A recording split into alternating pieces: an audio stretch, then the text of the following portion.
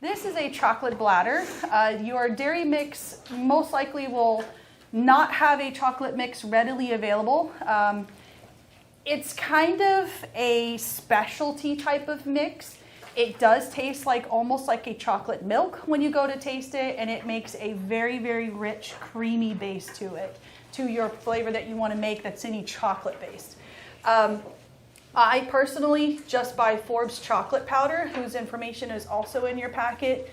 It's a powder that you would add to the vanilla, just kind of get it wet, and the machine will do the rest of it. Or you can buy a chocolate base.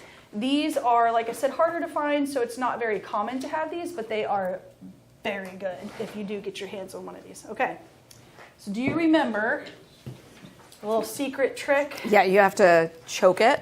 Choke and smack. Okay. Choke and snap it. So are you left-handed or right-handed? I'm right-handed. So you're going to hold with your left, choke with your left. There you go. So you're going to take the cap off first. Okay. Smart to stand back. Oh, well, yeah. I don't trust myself either. Perfect. All right. For those of you wondering, this is weight training. It's good for women that are in their 50s. It's like a toddler. It's like holding a toddler. Yes? 350. What size breakers? What size breakers is 350 on? 20 amp. 20 amp? 20 amp on the CB350. You could probably not choke so much. Oh, that's what I'm doing. Okay, there we go. I'm like, man, this is taking forever. You have to release the choke as you pour. I'm really good at that, I guess. It's a good thing it's not in here.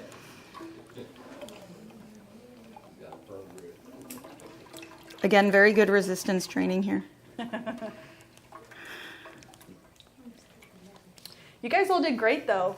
Most people, if they just go blindly trying to pour a bladder straight into the machine, it's a guaranteed mess.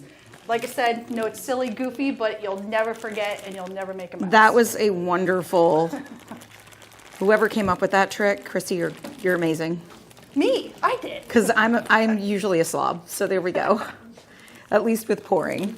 Okay. I think it's pretty much. There you go. All right. So we're going to add a Nutella to the machine. Jeff always blends his first with his little drill and homemade paint mixer on the end. This is my favorite thing to mix things with. I've just got to be the master of the arts of plopping it in. So I'll just show you real fast. The little small one will probably be better. Yeah. No need to scrape the jar clean.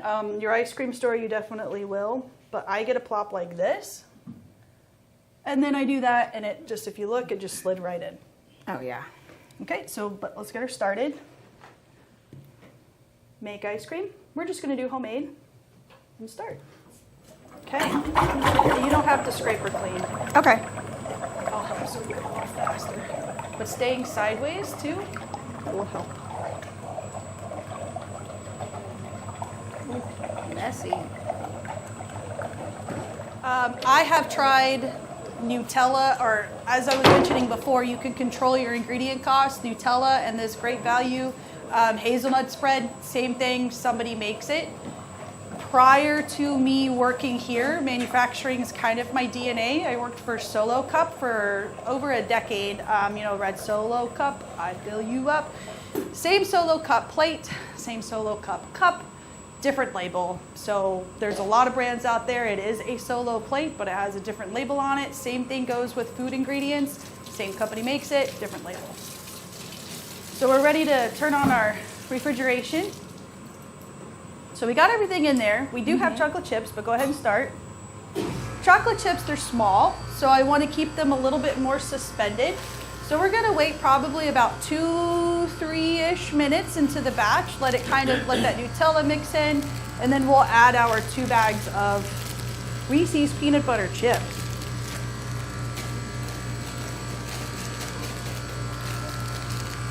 You can freeze these as well, so if you find a really good deal, you get them on clearance, it's after Christmas, it's a great flavor, some peppermint chips are available.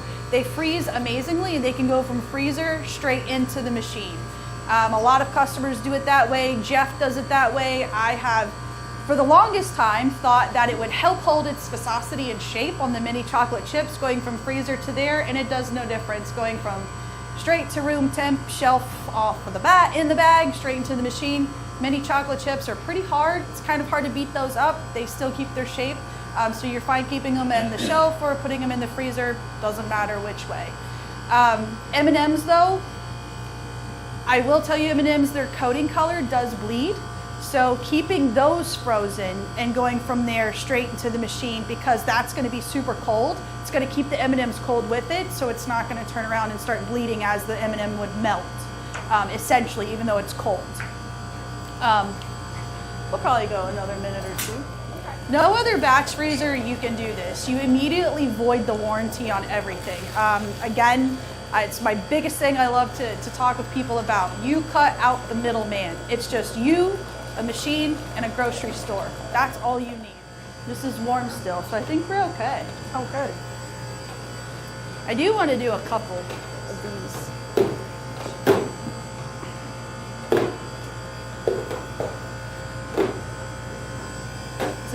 Is this how the baristas do it? Oh, no, that's gotta be warmer.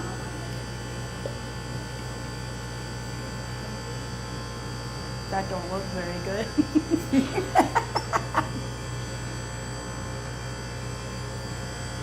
I'm gonna go eat this up. I'll be right back. I was gonna say warm it up, and Yeah. then you can kind of do it so it's. Yeah. All right, so I would probably, let me see if I'm not saying that I really know what I'm doing. Look at that, pro, ladies and gentlemen. That Well, we gotta save some for a variegating too, so. Yeah, But we'll use that one. Perfect. I kind of missed that one spot there, but I think it's okay. Good, good. The part facing out's covered. Let me get some. You have a fun job. Oh, thanks. So she's gonna extract, and then I'm just gonna take the squeeze bottle and just kind of squeeze the marble swirl in it. There's no need to fold, there's none of that. The way that Jeff does it, I'll just give a little brief breakdown real fast. Goodness. Again, send me an email and I can send you that clip back. But what he does is he'll extract ice cream all into here, and then he'll put a little layer about this much into one container. Then he'll take his peanut butter syrup that he made, and he'll kind of thin it out with some dairy mix and make it a little bit more thinner than this. And then he'll layer that like a little thin layer of like a plop. Ice cream, the variegate layer, ice cream. Then after that, he'll take his spatula and he'll fold it. 1, 2, because you don't want to stir it. And after you fold it, then you take your tub, squish it like so, and when you pour it out, it's going to mix that peanut butter and that chocolate and make that really gorgeous marble that you've seen all the time and before. That's my favorite method. It's gorgeous, it's beautiful, and it looks really great when you go to scoop anything. Downside is it does ruin your tubs over time, so kind of make one that's like dedicated. Might get 5, 6 uses out of it, but that's okay. Again, your profits are really high. And you're only going to be doing it for a few flavors. It's not for like your entire lineup of flavors. So we put Nutella, so it should get thick pretty quick. Let's use a fresh one.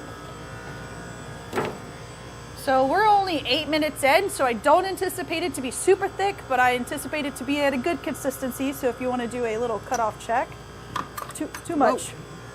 That was a lot cut off. Yeah, so boop, boop, that's all it takes. We can actually add that back. We got some room. I think we should. So there's a spatula over there. Whoops. That's okay. So just hold it up at an angle and scoop her back.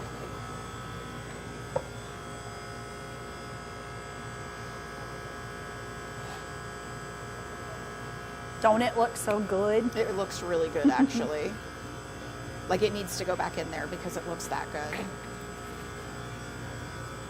Probably take your spatula and push. And yeah.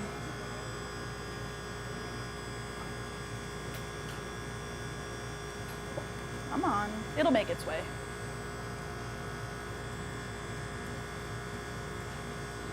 You're good. It'll make its way down. Okay. Now it's more of like a test. We've made a lot of products. We've made homemade, we've made super premium, we've made sorbet, we've made a gelato. We're going to also make an Italian ice. So one machine, different, many possibilities. So we are also the only batch freezer that can make all of these. All the other batch freezers out there has a very fast speed or a very slow speed. There's nothing in between, and of course, there's nothing that you can add into the machine except for flavorings, gels, and whatnot. And everything that you have to put in the machine, you have to make it baby food before you can even put it into the machine. I think we're pretty good, so just boop, boop. A little more. Perfect. There we go.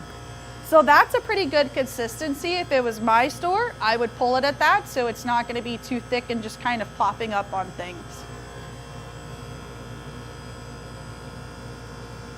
Maybe we'll save these for the last, because I don't want to run out of this. With the peanut butter? Yeah. I got it pretty warm, so we should be good. We'll shut her off at 12. 12, okay. And we'll pull it.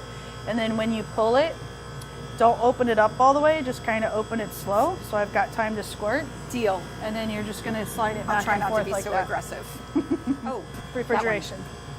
Okay, so now you're just going to open it slowly and slide your container. Oh, it! The lid's right there. It's right there. There it is. So much for that idea. Okay, I got this. So come over on that side. A little more. Okay, close it. So because that did that, Then you have to be a little more gentle and spreading that out. Yeah. Oh, you're good. all right. It's like you've done this before. Accidents happen. You can go more. Oh,